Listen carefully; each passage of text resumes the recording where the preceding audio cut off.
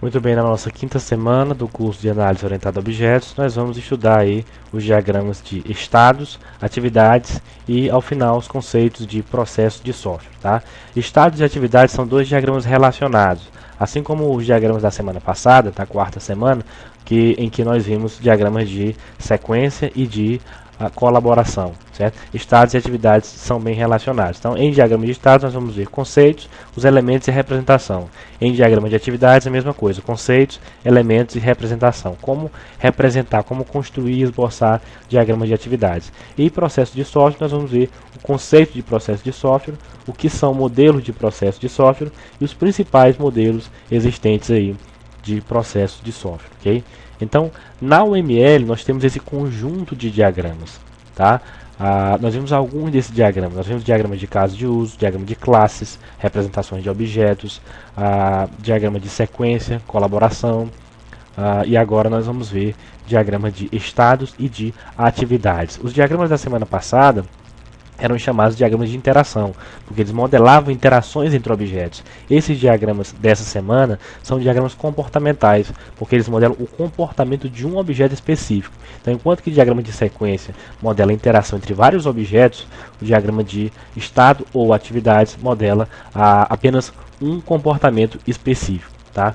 E o que são diagramas de estados? Descreve o comportamento de e apenas um objeto de uma classe do sistema. Então, imagina um objeto de uma classe que pode estar em vários estados, né, pode assumir vários estados em cada instante do sistema, em cada instante desse objeto no sistema. Então, nós podemos representar toda essa sequência através de um diagrama de estados. O diagrama mostra também todos os estados possíveis em que o objeto pode se encontrar. Então, é interessante observar que em diagrama de estados nós representamos um objeto, nós não representamos uma sequência, nós não representamos processos, nós representamos os vários estados que o objeto pode assumir. E para mudar de estados, o objeto precisa ativar os chamados eventos. Então nós mostramos os estados e os eventos que provocam as mudanças de estados. O diagrama de estado também captura o ciclo de vida dos objetos. O que é o ciclo de vida? É toda essa sequência de mudanças de estados e eventos relacionados a esses estados que podem modificar um objeto. Então, os diagramas de estados mostram os estados que um objeto pode assumir, como os eventos afetam tais estados, as chamadas transições. Para eu mudar de um estado para o outro, eu preciso ativar um evento e essa mudança é chamada transição, certo? E outras características que vamos ver daqui a pouco. Estados não capturam as interações entre objetos. É interessante observar isso, né? Então, estados não representam interações, representam comportamentos, ok? Então, o diagrama de estados é totalmente diferente do diagrama de sequência. Um estado de um objeto. O que é um estado? O estado representa um objeto de uma classe. Objetos podem possuir diversos estados de acordo com as operações ou métodos que são realizadas sobre eles. Então, o conceito de operação ou método de classe, nós vimos nas primeiras semanas, que são operações que modificam as características do objeto. Então, essas operações são chamadas para um objeto, certo? Para alterar o estado desse objeto. Exatamente isso que é representado no diagrama de estados. Uma operação realizada sobre um objeto pode levar o mesmo de um estado para o outro, causando a chamada transição de estado. Todos esses conceitos nós vamos ver já no modelo. Uma transição é ativada a partir de um evento. Então, um evento ele é basicamente uma operação ou método que atua sobre um objeto e faz com que o objeto realize uma transição de estados, que é o que? Mudar de um estado para o outro. Eventos são operações presentes na classe do objeto, tá? Que determinam a mudança de estados. Então, todas as operações do objeto são chamadas eventos. Okay? Um evento pode causar uma mudança de estado, lógico. Um evento pode ser chamado para levar o objeto de um estado para outro ou para realizar uma operação sobre o próprio objeto, fazendo com que o objeto permaneça no próprio estado. Okay? Então, por exemplo, imagina uma classe chamada teste. Nós desejamos modelar os estados em que esse objeto se encontra, dessa classe teste. Então, aqui na classe teste nós temos os atributos, que não são interessantes para representar, e as operações. Essas operações são chamadas eventos. As operações que são realizadas sobre os objetos da classe teste vão fazer com que o objeto mude de estado. Então, inicialmente, nós temos as operações, são representadas pelos eventos do diagrama de estados. Uma operação ou evento é responsável por mudar o estado de um objeto da classe.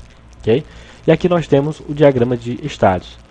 O chamado estado inicial, né, é aquele estado que antecede o primeiro estado de fato do objeto. Então nós representamos o diagrama de estado da seguinte forma. Do estado inicial, uma seta para o primeiro estado de fato, certo? E esse estado, ao realizar o chamado evento X, ou seja, ao ser realizada essa operação da classe sobre o objeto, o que acontece? Acontece a chamada transição. Então daqui para cá aconteceu a transição. A transição que ocorre desde o momento em que ele começa a sair do estado até o momento em que ele chega em outro estado. Então aqui nós temos uma transição, representa todo o período de realização de mudança de estado.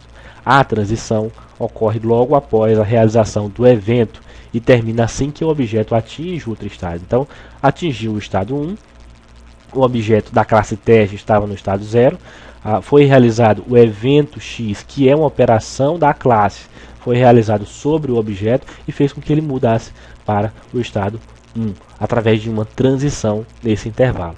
Okay? E o que pode acontecer, como eu falei no slide anterior? Pode acontecer que um evento faça com que o estado, com que o objeto modifique seu estado para o próprio estado. Então, na verdade, um evento ele pode, vamos dizer assim, não causar o efeito de mudança de estado. O evento ele pode levar o estado de uma situação, de um estado para outro, né, o objeto de um estado para o outro, ou pode fazer com que o objeto permaneça no mesmo estado. Então, após a realização do estado 1, né, nós realizamos o evento Y e a transição do evento Y fez com que o objeto permanecesse no mesmo estado. Então, o evento Y, chamado reflexivo, é uma operação ou método da classe teste. Ele está aqui também na classe teste, que provoca uma transição que leva para o mesmo estado. Okay? Então, logo após, nós temos o evento Z, que também é um evento, uma operação da classe, que leva para o chamado estado final. Então, repare que o estado inicial é representado assim e o estado final é representado assim. Então, basicamente é isso. Diagrama de estado, basicamente tem essas representações e alguns outros conceitos. Então, quais são os elementos do diagrama de estado? O conceito nós temos de estado, que representa o resultado da chamada de um evento sobre o objeto. O resultado da chamada, ou seja, para onde ele vai após a chamada do evento, é o estado. Okay? A transição entre estados, que é aquele intervalo de mudança de um estado para o outro. Nessa transição podem acontecer outras coisas, podem ser representadas outras coisas, nós vamos ver. O estado inicial, que é representado por um círculo preenchido em preto, que é o momento que antecede o primeiro estado do objeto, não seria de fato o estado inicial, seria o estado 0. Né? O estado final, representado por um círculo preenchido em preto, inscrito em um círculo branco, né? Que é esse carinha aqui que a gente viu. Esse é o estado final, esse é o estado inicial. O momento em que precede o último estado do objeto, ou seja, o momento após, né? Na verdade, após o último estado do objeto. E o evento é uma ação responsável pela mudança de estado. Geralmente, um evento ele é representado como uma operação ou método da classe daquele objeto, certo? Então, nós temos, além dessa representação de estados, nós temos mais itens, mais conceitos relacionados a estados que nós devemos representar aqui. Além de estado, evento, transição, estado inicial e estado final. Nós temos ainda mais 3 conceitos. O conceito de ação, condições de guarda e atividades em estados. E todos esses 3 conceitos também devem ser representados aqui no diagrama de estados. O que são ações? Ações são atividades realizadas durante a transição entre os estados. Ações são realizadas enquanto uma transição de estados está ocorrendo. Onde nós representamos a ação? Após essa barrinha aqui, certo? Então, nesse exemplo, nós temos o estado inicial, o estado 0 de um objeto qualquer, o estado 1 de um objeto qualquer. Do estado 0 para o estado 1, nós observamos que foi chamado o evento X, certo? Então, o evento X é uma operação do objeto do estado 0, que fez com que ele fosse modificado de 0 para 1. E esse intervalo de modificação é chamada transição. E aquilo que é realizado durante esse intervalo é chamada ação. É exatamente esse conceito. E nós representamos a ação após essa barrinha aqui à direita do nome do evento, certo? Outro conceito importante, condição de guarda. É uma condição ou critério, né, que deve ser satisfeito para que a efetivação da transição aconteça entre os estados. Ou seja, aconteceu o evento vai levar o objeto do estado 0 para o estado 1. Só que após a ocorrência do evento, o objeto só vai mudar de fato do estado 0 para o estado 1 se essa condição expressa aqui entre colchetes for satisfeita. O que é essa condição?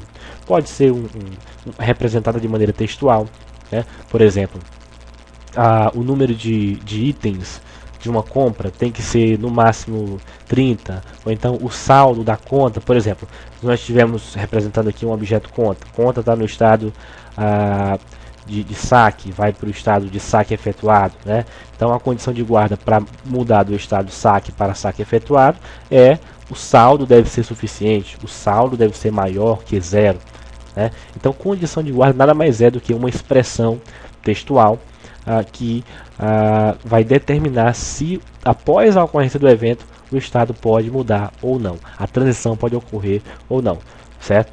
E o que seriam as atividades nos estados?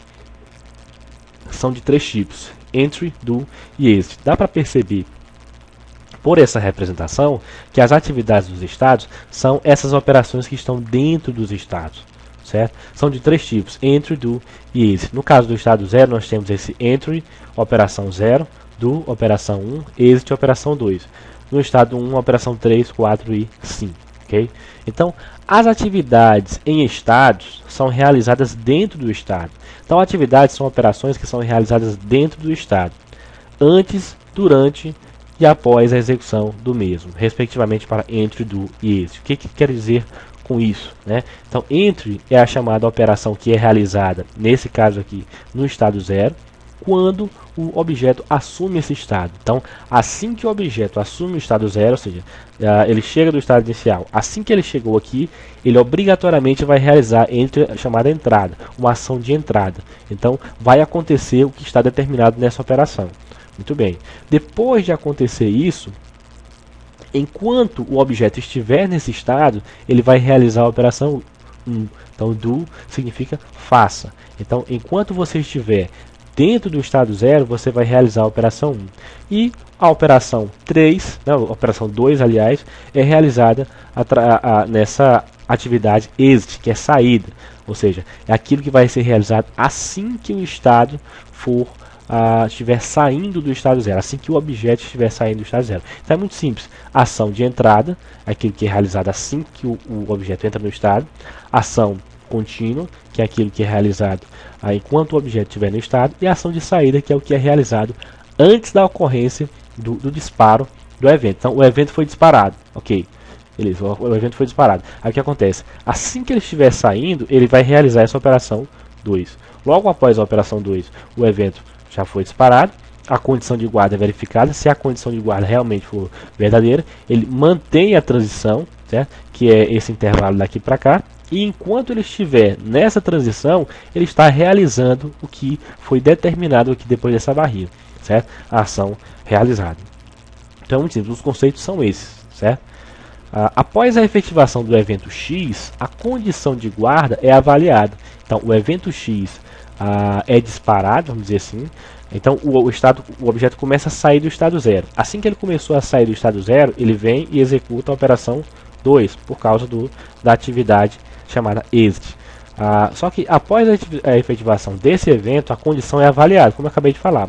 E a transição de estado só ocorrerá se a condição que estiver entre colchetes for satisfeita. E a ação é realizada durante essa transição, como eu também acabei de falar. Então, nesse caso, a classe teste aqui, que continha aqueles atributos, aliás, aquelas operações que eram determinadas pelos eventos, eu havia falado anteriormente, né? É o seguinte, eu falei que a classe ela possui operações que são os eventos. Então, além desses eventos, a classe ela também deve possuir as operações expressas nas atividades. Tá? Então, a operação 0, a operação 1, a operação 2, a 3, a 4 e a 5 também são operações, também são métodos da classe. Certo? Então, o que compõe os métodos de um objeto? O que compõe as operações de um objeto? São os estados, que são as mudanças, aliás, os eventos, que são as mudanças de estado, certo? E as atividades dentro do estado, assim que ele entra, durante e após a saída do estado, ok? Então, está descrito aqui de maneira mais detalhada. Entry é uma atividade realizada assim que o objeto entra no dado estado. Do é uma atividade realizada enquanto o objeto se encontra em um dado estado. E exit é uma atividade realizada assim que o objeto sai de um dado estado. Então, no estado 0, Assim que ele entra, ele executa essa operação, enquanto ele estiver no estado operação 1, e quando ele sai, operação 2, ok? Então, outros dois conceitos importantes em diagrama de estados são junções e bifurcações. Então, quando dois estados me levam ao mesmo estado, eu tenho o conceito de junção. Então, posso usar esse retângulo preenchido aqui, né, preto, para juntar, né, as saídas de dois estados, levando a um único estado. Por exemplo, nesse caso de um sistema que eu tenho um estado de matrícula. A matrícula está em estado pendente e a matrícula está em estado realizado. Depois do estado pendente e do estado realizado, ela pode ir, nos dois casos, para o estado finalizado. Então eu tenho uma junção. Isso é muito útil até para representar de maneira mais adequada o diagrama de estados. Acontece a junção nessa situação. E uma bifurcação acontece quando, a partir de um estado, eu chego a mais de outro estado. Então, junção, dois estados me levam ao mesmo estado. Bifurcação, um estado me faz chegar a mais de um estado. Então, por exemplo, realizado pagamento. Vamos supor que o objeto que eu estivesse modelando aí em estado seria o objeto pagamento. Então, ele está no estado realizado pagamento.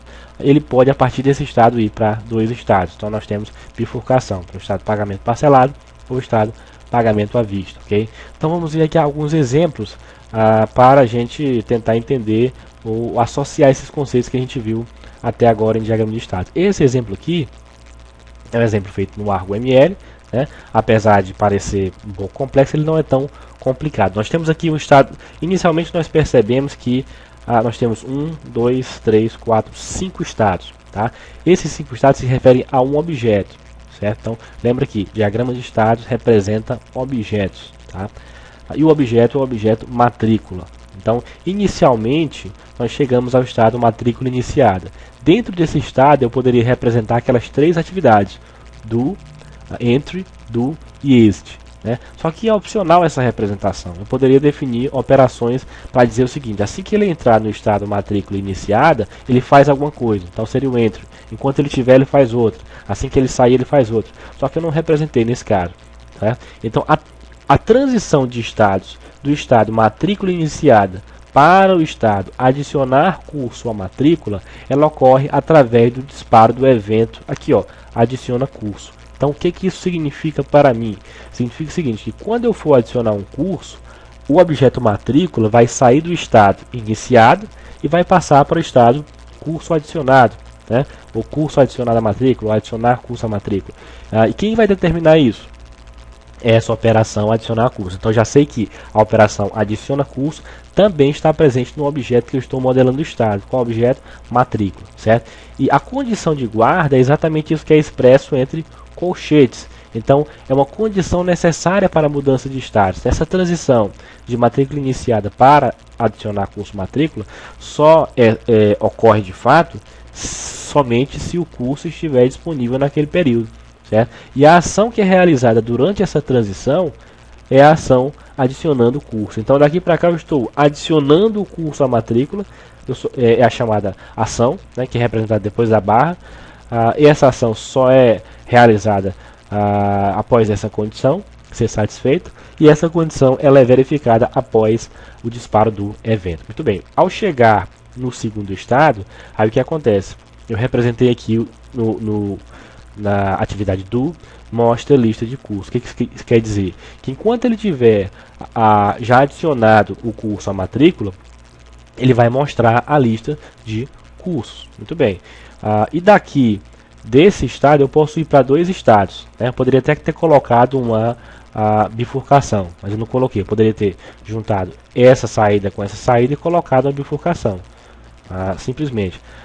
Só que eu resolvi não colocar. Então daqui nós temos duas saídas. Uma saída para essa bifurcação e uma saída para um outro estado. Ele vem para essa bifurcação quando ele vai direto aqui para finalizar matrícula. Então, que situação provoca essa mudança de estados? Nós temos o seguinte: quando a operação verificar professor disponível for realizada sobre esse estado, ou seja, vou verificar se o professor está disponível depois que eu adicionei o curso à matrícula. Se o professor não estiver disponível, ou seja, se essa condição for satisfeita, a ação que eu vou realizar nessa transição de estado vai ser finalizar a matrícula. Então, resumindo a história, daqui para cá eu estou finalizando a matrícula porque, mesmo eu tendo adicionado o curso, não existe professor disponível. Então, se eu adicionar o curso, se eu passar daqui para cá, adicionar o curso e verificar que o professor não está disponível, eu passo diretamente para cá, depois para cá, então passo para o estado matrícula finalizada. Ok, essa é a primeira saída. A segunda saída é, eu vou adicionar um professor. Então, o evento adicionar o professor também é uma operação do objeto, da classe do objeto matrícula. Então, adiciona professor se o professor estiver disponível. Então, nesse caso, se o professor estiver disponível, ele vai estar realizando a ação adicionando o professor e vai passar para o estado, adicionar professor a matrícula. E enquanto ele estiver nesse estado, ele vai mostrar a lista de professores para eu adicionar a matrícula. Ok, mas pode acontecer que depois de eu adicionar o curso e depois de eu adicionar um professor, o aluno tiver com alguma pendência ou tiver indisponível para ser adicionado naquela matrícula. Então, mais uma vez, eu posso passar desse estado direto para o estado finalizado. Quando? Quando eu verificar a pendência do aluno, ou seja, mais um evento relacionado ao objeto matrícula, a classe do objeto matrícula, e a condição de guarda, que é isso que é expresso entre colchetes, for verdadeira. Então, quando o aluno estiver com pendência, eu vou realizar a ação de finalizar a matrícula e vou passar do estado adicionar professor direto para o estado matrícula finalizado. Então, mais uma vez, esse caso foi um caso vamos dizer assim, de erro.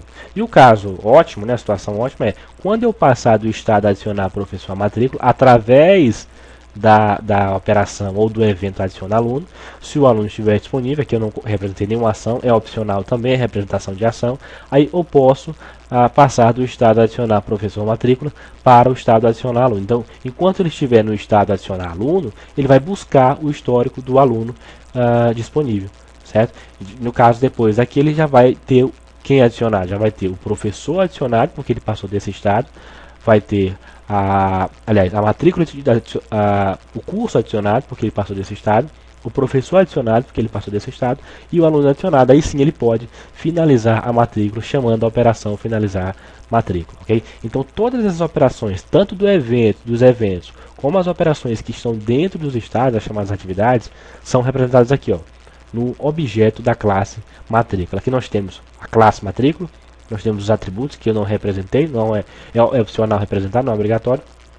E todas as operações que são responsáveis pelas mudanças de estado do objeto matrícula são representadas aqui, ok? Então dá para entender esse exemplo, certo? Um outro exemplo no ArgoML, mais simplificado, mas também bem interessante. Nós representamos aqui agora um objeto da classe conta. Então, entenda o seguinte, que o diagrama de estados representa estados de um objeto só. Então, todos esses estados são associados a um objeto. Aqui, os estados foram do objeto matrícula, agora os estados são do objeto conta. Então, o estado inicial de conta é o estado que eu chamei de criação.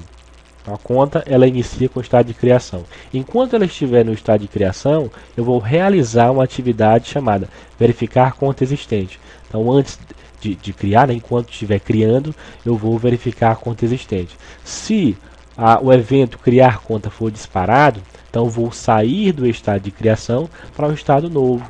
Só que eu só vou sair do estado de criação para o estado novo se a condição de guarda aqui dentro for satisfeita, ou seja, se a conta não estiver existente. Né? Não existir. E durante essa transição eu vou realizar a ação criando conta. Então fica bem simples, né? Evento, condição de guarda e ação. Ok? Após a transição eu cheguei no estado novo, certo? E do estado novo, enquanto eu estiver no estado novo, eu vou mostrar os dados daquela conta. Certo? E assim que eu sair do estado novo, eu posso ir para dois estados. Eu posso ir para o estado cancelado, se algum evento ocorrer, ou eu posso ir para o estado adicionar cliente à conta. Mais uma vez eu poderia ter colocado aqui uma junção, né? Juntar essas duas saídas, essas duas entradas numa saída só, ok?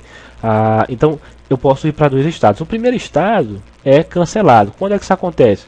Quando o cliente está com alguma pendência, vamos dizer assim. Então, quando eu saio do estado novo, assim que eu saio do estado novo, eu verifico as pendências do cliente. Depois que eu verifiquei as pendências do cliente, né, o que vai acontecer? O disparo do evento remover conta vai me levar para o estado cancelado. No caso, o cliente está com alguma pendência. Se não tiver com nenhuma pendência, o que é disparado aqui, ó, é adicionar cliente conta. poderia ter colocado aqui entre colchetes se o cliente estiver sem pendências, mas é opcional. A única coisa que não é opcional, que é obrigatório, é você representar os eventos, tá? Então, por exemplo, o evento aqui é obrigatório, a condição de guarda não. É só para clarificar a ideia, né? A ação também não é obrigatória, mas é sempre bom representar. Muito bem. Então, depois do estado cliente adicionado, enquanto ele estiver aqui no estado cliente adicionado, ele vai mostrar os dados da conta, vai realizar essa atividade do. Né? Então, ao sair do estado cliente adicionado, através do evento finalizar conta, nós chegamos ao estado conta finalizada e na conta finalizada nós vamos imprimir o relatório daquela conta. Certo? Então observe aí que, mais uma vez, todos esses estados são associados a um objeto. Depois que nós representamos todos os estados, nós agrupamos tanto as operações que estão aqui dentro, ó, certo? Dos 4 estados, dos 5 estados no caso, como os eventos. Então, uma classe ela é composta das operações do estado e dos eventos. Certo? Então, e tudo isso relacionado ao objeto conta. Muito bem. Então, e o que são diagramas de atividades? Diagrama de estados é só até aí. Diagramas de atividades são tipos especiais de diagramas de estados que representam as ações necessárias para a realização de um dado processo específico no sistema, de algum caso de uso. Então, diagramas de estados são bem mais simples que diagramas de atividades. Não tem essas minúcias, né? Não tem essas particularidades de representação. São bem simples, parecem muito com representações em fluxograma. Modelam estados de uma ação ou de um processo e não de um objeto. Certo? Então, atividades representam estados de um processo e não de um objeto, ou seja, é aquilo que vai ser feito, independente do objeto que vai ser modificado. Não estou interessado em saber qual o estado de um objeto, estou interessado em fazer alguma atividade, realizar alguma atividade. Então, como eu falei, possuem representação semelhante à de fluxograma, e embora descrevam uma sequência de ações para a realização de um caso de uso, diagramas de atividades são diferentes de diagramas de sequência, porque diagramas de atividades são chamados de diagramas comportamentais. Os comportamentos aqui são das atividades, e diagramas de sequência são diagramas chamados de interação, que representam interações entre os objetos. Então, diagramas de atividades são diferentes de sequência, pois os de atividades não ilustram interações entre objetos, e sim entre as atividades. Okay? Conceitos de diagrama de atividades. Mostra o fluxo sequencial das atividades, certo? Então são várias atividades em sequência para realizar o caso de uso. Não se preocupa em representar estados de objetos.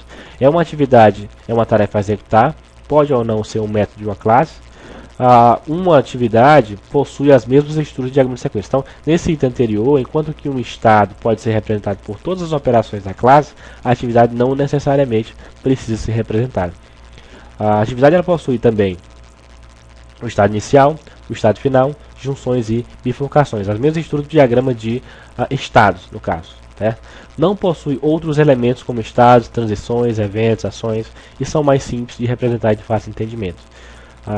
Possui ainda estados iniciais e finais, atividades, que são representadas dentro de retângulos com bordas arredondadas. Certo? Fluxo de atividades, que são as setas, junções, bifurcações e uma decisão.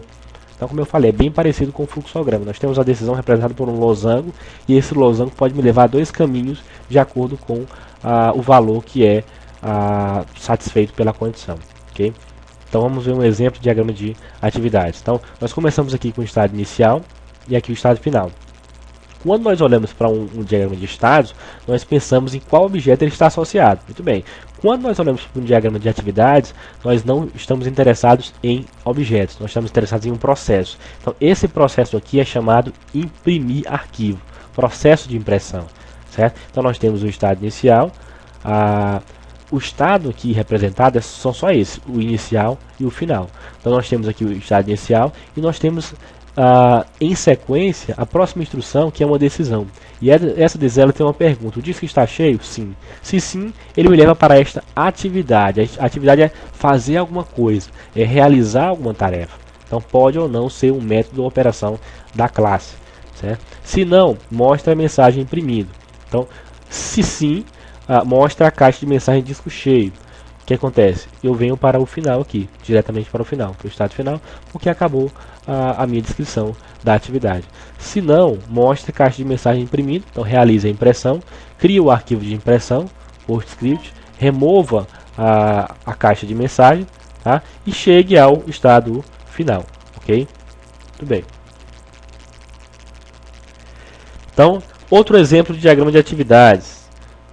Aqui nós temos um outro processo sendo descrito, não nos preocupamos com objetos, certo? Então nós temos o estado inicial, nós temos a atividade totalizar, totalizar alguma coisa, totalizar, por exemplo, uma compra, um pagamento, né? Contabilizar os itens do pagamento. Depois de totalizar, em sequência, você vai definir a forma de pagamento. A definição da forma de pagamento é de duas formas. À vista, se for à vista, nós vamos atualizar no caixa. Se for a prazo, nós vamos gerar conta a receber, e aí nesses dois casos chegamos ao estado final. Aqui eu também poderia representar uma junção, certo? E aqui não bifurcação, porque nós já temos o losango representando a decisão, ok? Aqui um outro exemplo de diagrama de atividades. Nós temos a atividade inicial, que não foi representada aqui, mas começa aqui, ó, verificar limite de inscritos, certo? Se o limite de inscritos estiver dentro do limite, eu venho para esse caso aqui. Se não estiver dentro do limite, ou seja, esse else aqui, eu informo o limite de inscritos. Então, se estiver dentro do limite de inscritos, e se a disciplina estiver disponível, eu posso fazer duas coisas, né? Uma bifurcação. Eu posso informar o sistema de pagamento e, ao mesmo tempo, vincular o aluno na disciplina. Se não estiver disponível, eu adiciono o aluno na disciplina, na lista de espera. Então, é muito fácil de entender, é muito simples de entender, certo? É como se fosse um fluxograma de passos de um algoritmo, tá? E quais as diferenças e semelhanças entre essas duas representações, já que os dois são chamados diagramas de comportamento, certo? Estados. O estado é um diagrama comportamental que está relacionado ao comportamento de objetos, não está diretamente relacionado aos casos de uso, e sim em modelar como o objeto se comporta. Eu já falei. Já a atividade é um diagrama comportamental que está relacionado a processos e não a objetos. Então, modela atividades que ocorrem para a realização de um processo e não se preocupa com a sequência de interações entre objetos, como um diagrama de sequência. Então, aqui, processos e atividades, estados, objetos. Estados apresentam os elementos estado inicial, final, junções e bifurcações. Atividades, a mesma coisa. Estados deve obrigatoriamente apresentar operações de um objeto como eventos. Então, nós vimos lá que depois de nós representarmos o diagrama de estados, todos os eventos, nós agrupamos esses eventos como operações do objeto, e aqui não necessariamente precisa representar as operações do objeto. A representação é mais simples, descreve apenas as atividades, ok? Estados. As atividades do estado são representadas dentro do estado, e são de três tipos: entry, do e exit. E as atividades aqui são mais simples, são ações mais simples, descritas sequencialmente na forma de fluxograma e representam um processo. As atividades não estão relacionadas àquele objeto, e sim ao processo. Aqui esse entry, do e exit, né, estão relacionados a um objeto. Transições são ativadas por eventos e caracterizam mudanças de estado. E aqui a mudança entre uma atividade ou outra ocorre naturalmente, certo? Aqui a mudança de um estado para o outro é determinado ainda depois da transição. É determinado, aliás, antes da transição é determinado pela condição de guarda. Aqui nós não temos necessariamente o conceito de condição de guarda. E os estados são conceitos mais gerais e as atividades são tipos específicos de diagramas de estados, ok? Então, falando agora um pouco de processo, certo? Por que é importante essa parte? Porque todos esses diagramas estão relacionados ao conceito de um processo, né? De modelagem de sistemas, um processo de desenvolvimento de software. O que é processo de software? É um conjunto de atividades que tem como produto o software. É uma forma de fazer software, tá? Um processo é um conjunto de etapas bem definidas para a produção do software.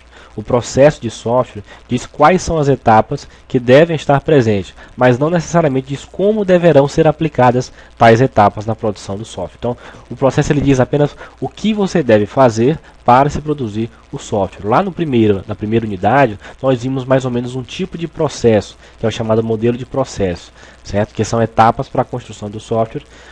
E nós vimos a etapa de análise, onde é que ela está inserida, certo? Então, quem diz como serão aplicadas as etapas é o chamado modelo de processo de software, certo? Então, muita atenção na diferença entre processo e modelo de processo, certo? O conceito de processo foi ligeiramente apresentado na unidade 1, como eu acabei de falar.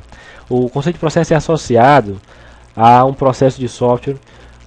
Estão os diversos profissionais de desenvolvimento de sistemas como analistas e programadores. Então, o que isso quer dizer? Então, dentro do contexto do processo de software, existem vários profissionais associados. Então, o processo são várias etapas para o desenvolvimento. Quais seriam essas etapas de uma maneira geral?